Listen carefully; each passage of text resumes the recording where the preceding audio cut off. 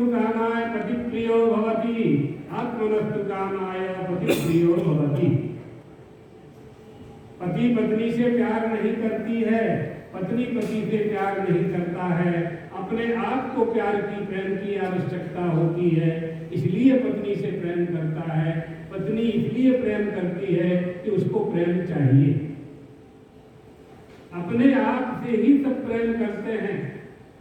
शरीर के एक एक अंग, शरीर के एक एक अंग को आप निकालते जाइए, तब भी यह मनुष्य मृत्यु को नहीं वर्ण करना चाहता, अर्थात मरना नहीं चाहता। क्यों? इसी से प्रेम करता है। सर्वाधिक प्रेम प्राणात्मा से करता है, अपने आत्मा से करता है। एक व्यक्ति का पैर की उंगली में दृढ़ हो गया तो वो उसका जो दृढ़ होने का जो आजकल बोलते हैं डॉक्टर लोग इन्फेक्शन, वो ऊपर बढ़ा, पूरे पैर में आ गया। जब पूरे पैर में आ गया डॉक्टर के पास ले गए लड़के। डॉक्टर ने कहा कि पैर काटना पड़ेगा, पैर काटना पड़ेगा। मरीज से पूछा गया, मरीज ने कहा कि पैर काटने से यदि मैं जिंदा रहता हूं तो काट दीजिए। पैर काट दिया। एक साल बाद दूसरे पैर में वही ब्लड हुआ, संक्रमण होता गया। दूसरे पैर का इलाज कराने के लिए उसी औषधालय में गए। डॉक्टर ने कहा यह पैर भी काटना पड़ेगा, नहीं तो शरीर में फैल जाएगा संक्रमण, इन्फेक्शन। दूसरा पैर। तीसरे साल हाथ में वही रोग हो गया, फिर डॉक्टर के यहाँ गए, हाथ काट दिया, हाथ का ऑपरेशन बिगड़ गया। रात्रि में उसे बहुत दर्द हुआ, मरीज को रोने लगा, जोर जोर से चिल्लाने लगा। परिवार के लोग आ गए, नर्स आ गए, डॉक्टर आ गए, बड़ा डॉक्टर आ गया। एक हाथ तो कटी चुका था, एक ही हाथ था। डॉक्टर का हाथ पकड़ करके मरीज ने कहा कि डॉक्टर साहब अब तो मुझे ऐसी दवा दो ताकि मेरे प्राणों को शांति प्राप्त हो। सोचिए यार, मर करके वो किसे शांति प्रदान करना चाहता है ना कोई? उसी का नाम आत्मा है। आत्मा से ही सब प्रेम करते हैं और कोई किसी से प्यार नहीं करता, कोई प्रेम नहीं करता। ये सब स्वार्थ के संबंध हैं। वित्तात् पुत्रः, पुत्रात् पिंडः, पिंडः पिंडात् तथेन्द्रियम्, इंद्रियाच्च प्रियः प्राणः, प्राणात् आत्मा प्रियः परः। सबसे अधिक यह मनुष्य प्रेम धन से करता है, सबसे अधिक प्रेम धन से करता है। धन के बाद सबसे अधिक प्रेम बेटा से करता है, बेटा बेटी से करता है। धन की सुरक्षा करता है, तिजोरी में रखता है, बैंक में रखता है, लाकर में रखता है, सोना चांदी खरीदता है, चोरों से बचाता है, पुलिस से रक्षा करता है, सरकार से बचाता है, टैक्स की चोरी करता है धन से प्रेम करता है। उसके बाद अपनी संतान से प्रेम करता है। संतान पर जब संकट आता है तो धन देकर के संतान के दुख को दूर करता है। तो संतान से अधिक प्रेम हो गया ना। संतान से अधिक प्रेम अपने इंद्रियों से करता है। आंख, नाक, कान, इनको नहीं टूटने फूटने देता है, रक्षा करता है। इंद्रियों से अधिक प्रेम अपने शरीर से करता है और शरीर से भी अधिक प्रेम अपने आत्मा से करता है। इसलिए मैत्रेयी कोई किसी से प्रेम नहीं करता, सब अपने आत्मा से प्रेम करते हैं। उसी आत्मा का नाम परमात्मा है, उसी आत्मा का नाम जगदम्बा है, उसी आत्मा का नाम श्री राम है, उसी आत्मा का नाम परमात्मा श्री कृष्ण है। सबसे अधिक मनुष्य अपने आप से ही प्रेम करता है। प्रेम का लक्षण है हम आपसे प्रेम करते हैं, इसका क्या लक्षण है? प्रेम का सीधा लक्षण है जिसके बिना हम रह नहीं सकते, आप उसी से प्रेम करते हैं। अब आप सोच लीजिए कि आप किसके बिना नहीं रह सकते। आप भोजन के बिना रह सकते हैं, कपड़े के बिना रह सकते हैं, परिवार के बिना रह सकते हैं, धन संपत्ति के बिना भी रह सकते हैं, पानी पी करके रह सकते हैं, दूध पी करके रह सकते हैं, पत्ते खा करके, सब्जी खा करके जिंदा रह सकते हैं। लेकिन अगर ये प्राण निकल जाए तो सारी इंद्रियां अवसन्न हो जाएंगी। तेनो पुरुषक में बड़ी सुंदर कथा है। एक बार इन इंद्रियों में झगड़ा हो गया, कौन बड़ा? आंख ने कहा मैं बड़ी, कान ने कहा मैं बड़ा, हाथ ने कहा मैं बड़ा, पैर ने कहा मैं सबसे श्रेष्ठ। एक दूसरे श्रेष्ठता में अपने आप को नीचे ऊपर करने लगे। प्राण ने कहा कि देखो झगड़ा मत करो, ऐसा करो, एक एक करके इस शरीर को सब छोड़ छोड़ के चले जाओ। जिसके जाने से ये मर जाए समझो वही सबसे बड़ा है। तो आंख सबसे पहले गई, मोतियाबिंद हो गया, ऑपरेशन फेल हो गया, दिखाई नहीं पड़ता है। आंख के बिना भी मनुष्य जिंदा रहा, लकड़ी पकड़ के, दीवार पकड़ करके सहायता से जिंदा रहा। कान में सब सुनाई नहीं पड़ता है, शब्द श्रवण शब्द शक्ति चली गई, तब भी मनुष्य जिंदा रहा। हाथ कट गया तब भी मनुष्य जिंदा रहा। पैर कट गया, व्हील चेयर में बैठ करके जिंदा रहा। शरीर नहीं गया, मृत नहीं हुआ ये देह। प्राणों ने कहा सबने अपनी अपनी परीक्षा कर ली, अब हम जाते हैं। तो जैसे ही प्राणों का उत्क्रमण होने लगा, सारी इंद्रियां रो करके कहने लगी आप मत जाइए, आपके बिना हम नहीं रह सकते। प्राणादात्मा पिया कर, उसके बिना हम नहीं रह सकते। जिसके बिना हम नहीं रह सकते, हम उसी से प्रेम करते हैं। उस वस्तु का नाम है आत्मा, माने परमात्मा। हम उसके बिना नहीं रह सकते, उसके बिना हमारा कोई अस्तित्व नहीं है। यही प्रेम का वास्तविक स्वरूप है। नारद भक्ति सूत्र में प्रेम के 6 लक्षण बताए गए। गुणरहितम, कामनारहितम, प्रतिक्षण वर्धमानम, अनर्वचनीयम, सूक्ष्मतरम मुक्तस्वादानवत्। ये प्रेम के 6 लक्षण। किसी का गुण देख करके आपने उससे प्रेम किया, उस गुण के न रहने पर आपका प्रेम टूट जाएगा। कामना के सहित प्रेम किया, इस व्यक्ति से हमको धन लाभ होगा, और यदि वह निर्धन हो गया तो आपका प्रेम नहीं रहेगा। बहुत सूक्ष्म होता है, कोई कह नहीं सकता है हम आपसे कितना प्रेम करते हैं, कोई नहीं कह सकता। अगर कहेगा तो प्रेम नहीं, प्रेम की सीमा नहीं, प्रेम की सीमा नहीं। तब कथामृतम तत्व जीवनम कविभिरीतम कलमशापहम। गोपियाँ कहती हैं कन्हैया हमने सुना था तुमसे जो प्रेम करता है उसको कभी कष्ट नहीं होता है, तुमसे प्रेम करने वाले को कष्ट नहीं होता है। हम तो साक्षात आपको प्राप्त कर चुके हैं, आपका हाथ हाथ में रख करके हम रास कर चुके हैं, फिर हमें कष्ट क्यों दे रहे हो आप? भगवान के साथ प्रेम करना चाहिए, संसार का उपयोग करना चाहिए, भगवान से प्रेम करना चाहिए। मनुष्य उल्टा करता है, हनुमान जी, गणेश जी इष्ट देवता का उपयोग करता है और संसार से प्रेम करता है। इसी का यही इसके दुख का मूल कारण है। आत्मना किम निमित्तम दुखम। मनुष्य को, इस आत्मा को यानी जीवात्मा को दुख क्यों होता है? क्योंकि ये भगवान की सृष्टि में दखलंदाजी करता है, प्रकृति के साथ अन्याय करने लगता है, पर्यावरण को अशुद्ध करने लगता है, माता पिता गुरु की आज्ञा नहीं मानता है, कामचार, कामवाद, काम भक्ष में अनुरक्त हो जाता है, शास्त्र की आज्ञा का उल्लंघन करता है, जो वेद भेद विधि निषेध है उनका पालन नहीं करता। इसलिए सब कुछ होते हुए भी यह मनुष्य दुखी रहता है।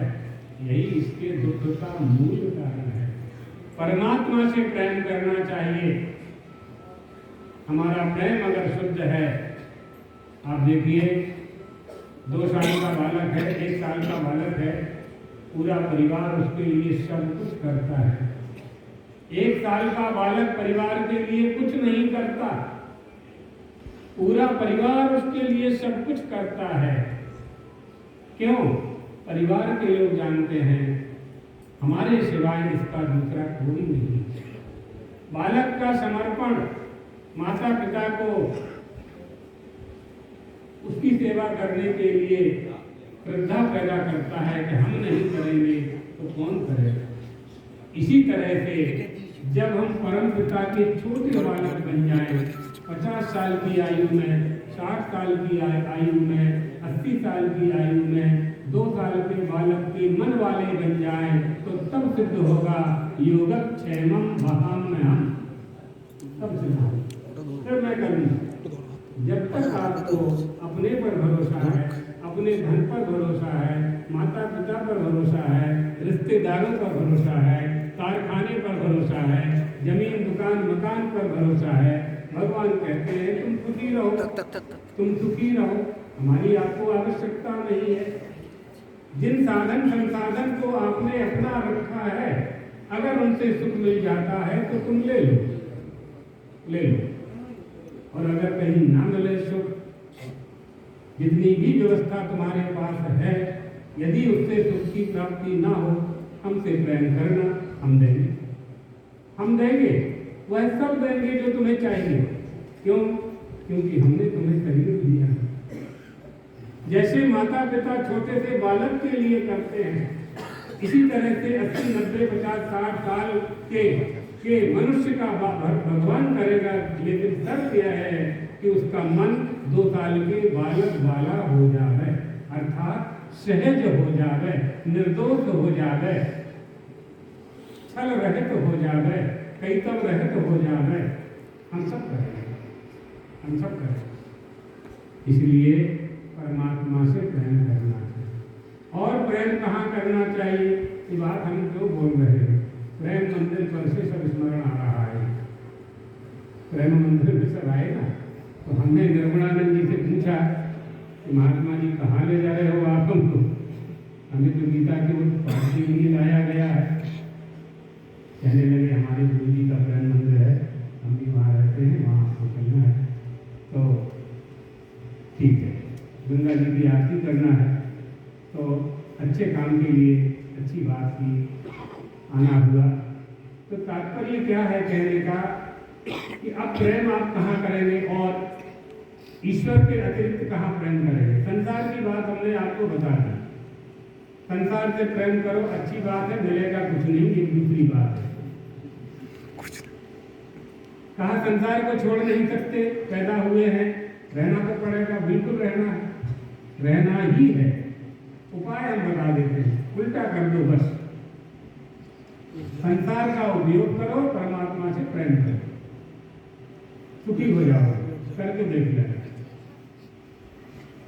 दूसरी बात, कहाँ प्रेम करना है? अपनी संस्कृति से प्रेम करना है, अपने संस्कारों से प्रेम करना है, अपने देश से प्रेम करना है, अपने राष्ट्र से प्रेम करना है, अपनी मातृभूमि से प्रेम करना है, अपनी गंगा गायत्री गौ माता से प्रेम करना है। किसी भी राष्ट्र का अस्तित्व अगर सुरक्षित रहता है तो वहाँ की संस्कृति और संस्कारों की सुरक्षा करनी पड़ेगी। अर्थात संस्कृति और संस्कारों की सुरक्षा कैसे होगी? धर्म का पालन करने से होगी। धर्म की रक्षा हम कैसे करेंगे? डंडे के बल पर धर्म की रक्षा नहीं की जा सकती।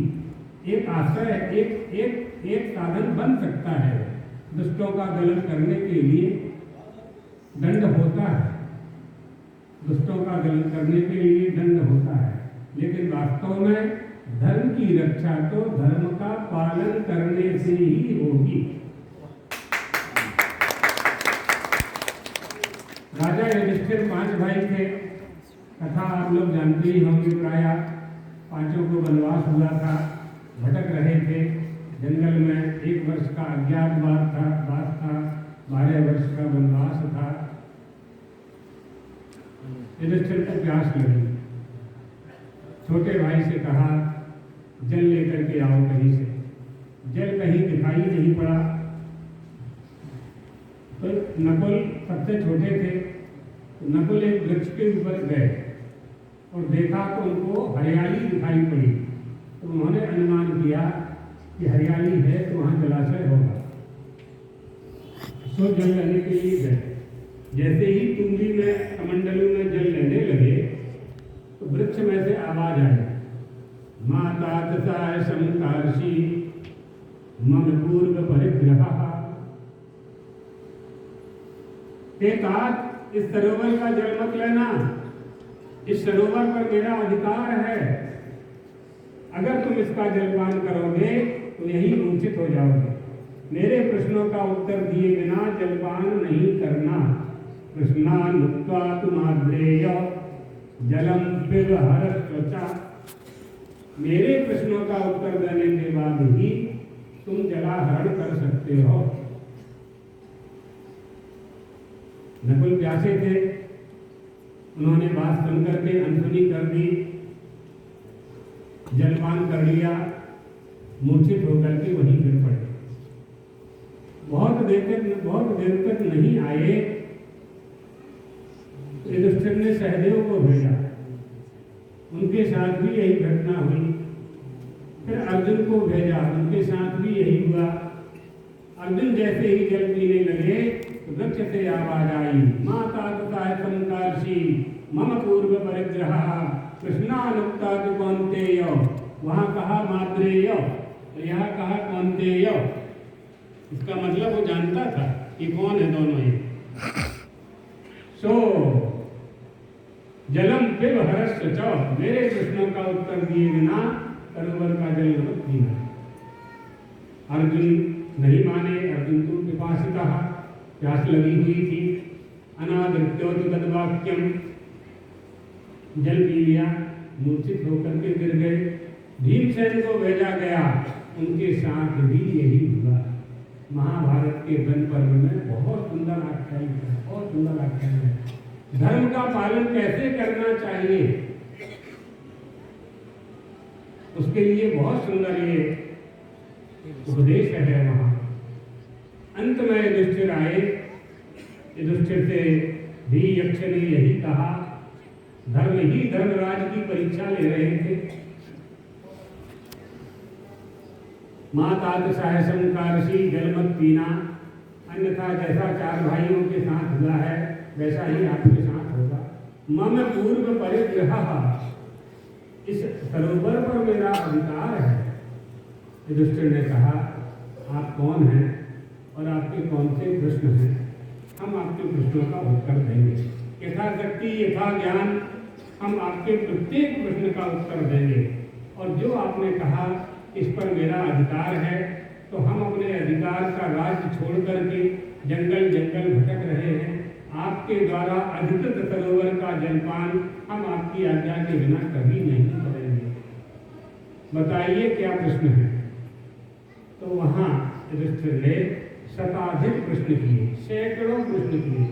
किमर्थम ब्राह्मणे दानम, किमर्थम नट नर्तके, ब्राह्मण को ही दान क्यों देना चाहिए, नट को नर्तक को क्यों देना चाहिए, सेवक को क्यों देना चाहिए, गरीबों की सेवा क्यों करनी चाहिए।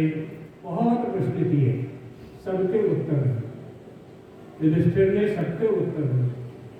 अंत में यक्ष ने कहा, मेरे 4 प्रश्नों का उत्तर और दे दो तो आप जलपान कर सकते हो।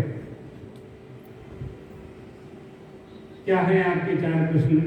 तो यक्ष ने कहा मोदते किमाश्चर्यम, कहा पंथा का च वार्तिका, ममैताश्चतुरान प्रश्नान। मेरे 4 प्रश्नों का उत्तर दे करके आपको संतोष होगा। क्या है 4 प्रश्न? कहा मोदते, संसार में सबसे अधिक प्रसन्न कौन है? सबसे अधिक प्रसन्न कौन है? देखो धर्म ज्ञान कैसे होगा आपको।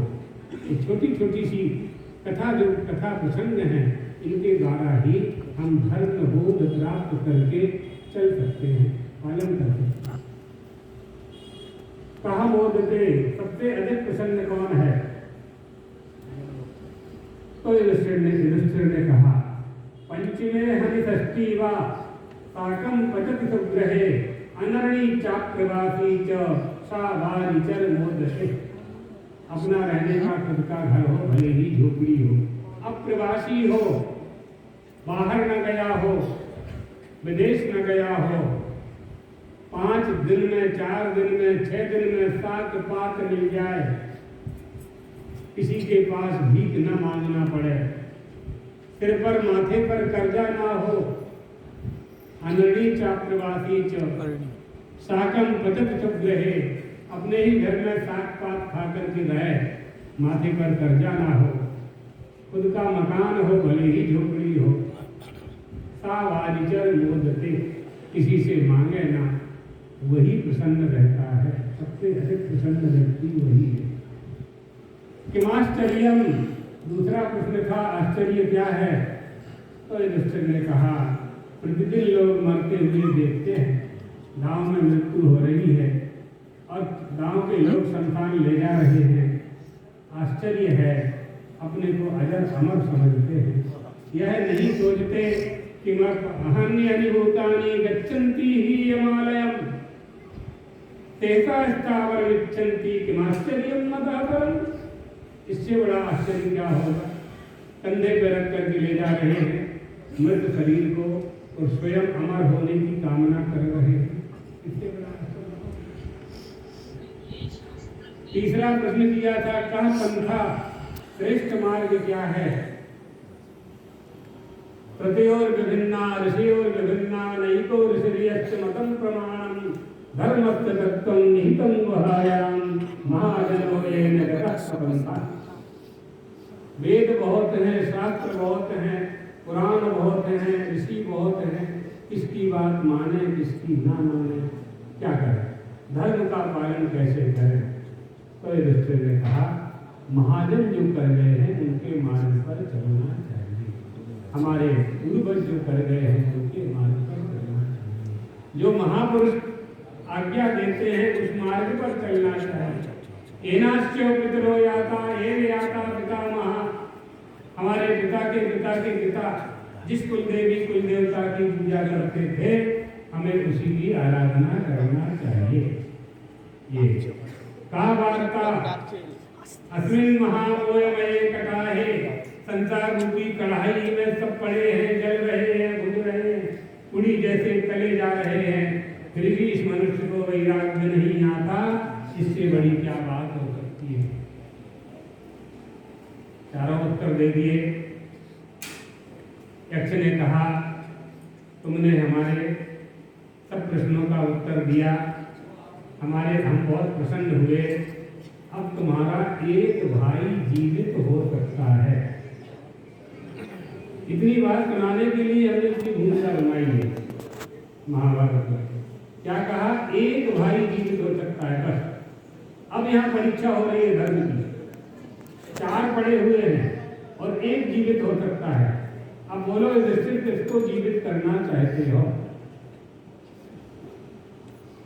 तो युधिष्ठिर ने कहा यदि इन 4 में से एक ही जीवित हो सकता है तो नकुलो यक्ष जीवतु, नकुल जीवित हो जाए। यक्ष ने कहा अर्जुनम तम अपाहाय, अर्जुन को छोड़ करके, गांडीवधारी को छोड़ करके नकुल को जीवित करना चाहते हो? तो युधिष्ठिर बोले कि यदि हम 5 में से 2 ही रहेंगे तो हमारे पिताजी की 2 पत्नी थी, अर्थात हमारी 2 माँ थी, एक कुंती और एक माद्री, और 2 को ही रहना है तो कुंती का मैं युधिष्ठिर, तो माद्री माँ का स्मरण मुझे बना रहे, नकुलो यक्ष जीवतु, नकुल जीवित हो जाए। और नकुल को ही मैंने सबसे पहले जल लाने के लिए भेजा था, सबसे छोटा है, उसको सबसे पहले जीवित होने का अधिकार है। यक्ष ने समझाया यक्ष बाहुबलम सर्वे पांडवः समुपासते अर्जुनम तम अपाहाय नकुलो यक्ष जीवतु, नकुल को जीवित करना चाहिए। यहाँ यक्ष ने युधिष्ठिर की परीक्षा ली, इसको जिंदा करना चाहो। जब परीक्षा में खरे उतरे, परीक्षा में पास हो गए, तो यक्ष ने कहा तुमने धर्म का पालन किया, कठिन अवस्था में भी आपत्ति काल में भी तुमने धर्म त्याग नहीं किया, इसलिए तुम्हारे चत्वारो भ्रातराः जीवन्तु, चारों भाई जीवित हो जाएं। ये धर्म का पालन है। ये डंडे के बल पे वहां नहीं हो सकता था। ये धर्म का पालन बल, बुद्धि बल और विवेक से होता है। बुद्धि का बल जिनके पास है उन्हीं को आत्मा प्राप्त होता है।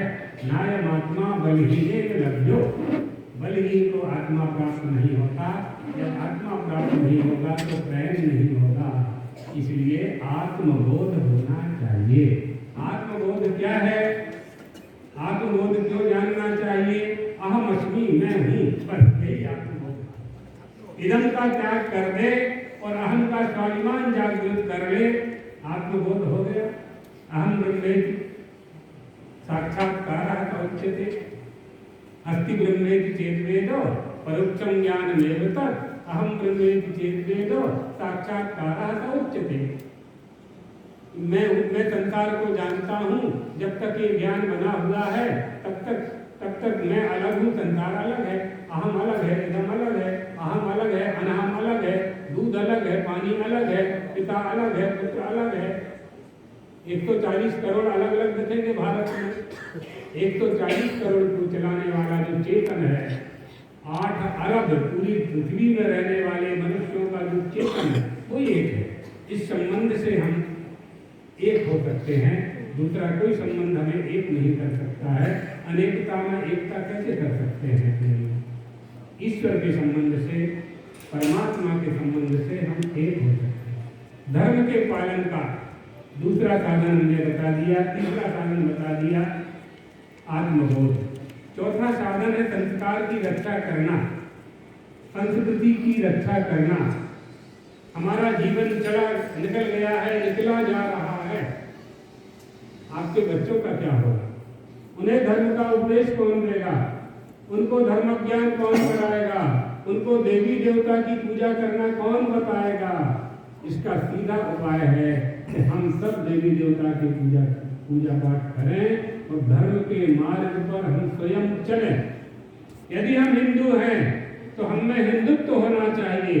यदि हम हिंदू हैं तो हिंदू धर्म का पालन करने वाले होना चाहिए। यदि हम ब्राह्मण हैं तो ब्राह्मण धर्म का पालन करने वाले होना चाहिए। हम साधु हैं तो साधु के जो लक्षण हैं तो धर्म का पालन करने वाले हमें होना चाहिए। यदि हम क्षत्रिय हैं तो क्षत्रिय धर्म का पालन करने का ज्ञान हमें होना चाहिए। हम वैश्य हैं, हम शूद्र हैं, हम मनुष्य हैं तो भी जरूरत है। मनुष्य को क्या करना है इसकी भी आवश्यकता है। यदि हम पति हैं तो पति धर्म का ज्ञान हमें होना चाहिए। यदि हम किसी की पत्नी हैं तो पत्नी के धर्म का ज्ञान होना चाहिए। अगर हम संतान हैं तो माता पिता की सेवा का ज्ञान होना चाहिए। माता पिता को ज्ञान होना चाहिए कि हमारे बच्चे हैं, इनमें अच्छे संस्कार डालना हमारा धर्म है, ये भी धर्म है। हम भारत में रहने वाले लोग हैं। भारत में भारत के गौरव की वृद्धि कैसे कर सकते हैं? इस ज्ञान को प्राप्त करके हमें वही काम करना है जिससे हमारे देश का गौरव और ऊपर है। विश्व बंधु, विश्व गुरु बनने की बात होती है। कैसे विश्व गुरु बनेंगे? कैसे विश्व गुरु बनेंगे जब तक धर्म का पालन नहीं करेंगे? कोई राष्ट्र कैसे उन्नति करेगा जब तक धर्म का पालन नहीं होगा? कोपि देशः कांचित् विशिष्टा संस्कृति मदधाना भवति। कोई भी राष्ट्र एक विशेष संस्कृति का धारक होता है। जिस संस्कृति का वह धारक है उस संस्कृति की रक्षा करना ही धर्म है। इसलिए धार्मिकता धर्म में विद्यमान होती है और धर्म का पालन केवल मनुष्य कर सकता है और दूसरा 84 लाख शरीर में कोई नहीं कर सकता। ये परमात्मा ने अधिकार मनुष्य को दिया है धर्म पालन का, तो उसे करना चाहिए। ये बात हम रोज बोलते हैं, इतनी पंक्ति रोज बोलते हैं कि परमात्मा ने ये अधिकार केवल मनुष्य को दिया है धर्म पालन का। विवेकवती बुद्धि परमात्मा ने केवल मनुष्य को दी है। ब्रह्मा बलोक विष्णुम मदमाप देवा। सारी सृष्टि की रचना की, संतोष नहीं हुआ। जैसे ही मनुष्य का निर्माण हुआ मनुष्य के शरीर को देखकर वो ब्रह्मा जी सृष्टि करता अपनी आसन से उछल पड़े, प्रसन्नता उछल पड़े। ओह, इतना सुंदर शरीर, इतना सुंदर शरीर जिसमें इतनी विवेकवती बुद्धि, ऐसी मेरी रचना कि मुझे पहचानेगा, मुझे पहचानेगा, मेरा भजन करेगा, मेरे भगवान का भजन करेगा, विष्णु भगवान का भजन करेगा, गंगा मैया की सेवा करेगा, गौ माता की सेवा करेगा। ये मनुष्य कर सकता है। मनुष्य में ये सक्षमता, सक्षम बुद्धि देख करके परमात्मा को प्रसन्नता हुई। आप चाहते हैं कि आपके पिता का आशीर्वाद मिले, तो इसके लिए आपके पिता और माता को आपको प्रसन्न करना पड़ेगा। किस बात से वो प्रसन्न होंगे पहले आपको ये जानना पड़ेगा। इसी तरह वो परम पिता है, हम सब उसके बेटे हैं, हम सब उसकी संतान हैं। हम जाने कि वो कैसे प्रसन्न होगा, कौन से उपाय से प्रसन्न होगा, कौन सी आराधना की पद्धति से वह प्रसन्न होगा। अनेक प्रकार बताए हैं। त्रयी सांख्यम योगा पशुपति मिदम वैष्णवोदिति, नाना पुण्य स्थाने, बहुत मार्ग बताए हैं, बहुत मार्ग बताए। एक ही मार्ग को पकड़ लो, बहुत में से एक को ही पकड़ लें, पार हो जाए, कोई रोक नहीं सकता। इसलिए हमें मानते हैं और हम ये जानते हैं और आप लोगों से भी अपेक्षा रखते हैं कि हम सब हिंदू हैं। हिंदू धर्म पर बहुत कुठाराघात करने के लिए लोग तैयार हैं। हमें अपनी रक्षा स्वयं ही करनी है, हम किसी के भरोसे न रहें। हमारे अंदर हिंदुत्व जागृत हो जाए, धर्म जागृत हो जाए, तो निश्चित रूप से संसार की कोई ताकत भारत देश के सामने सिर्फ उनका नहीं हो सकती है। बात केवल संगठन की है। हमारा संगठन मजबूत होना चाहिए और उस संगठन में धर्म का समावेश होना चाहिए। बस इतनी ही बात है। आप लोगों के बीच में बहुत अच्छा लगा। पश्चिम बंगाल में, कलकत्ता में बहुत संत महंत और बहुत विद्वान लोग हैं। आराधकों की, जगदम्बा की आराधना की ये भूमि है और बड़े बड़े महापुरुषों ने इस भूमि को पवित्र किया है। हम सब उसी उपदेश को और महापुरुषों के महापुरुषों का जो योगदान है भारत भूमि की गौरव की वृद्धि में, हम उसे और आगे बढ़ाएं।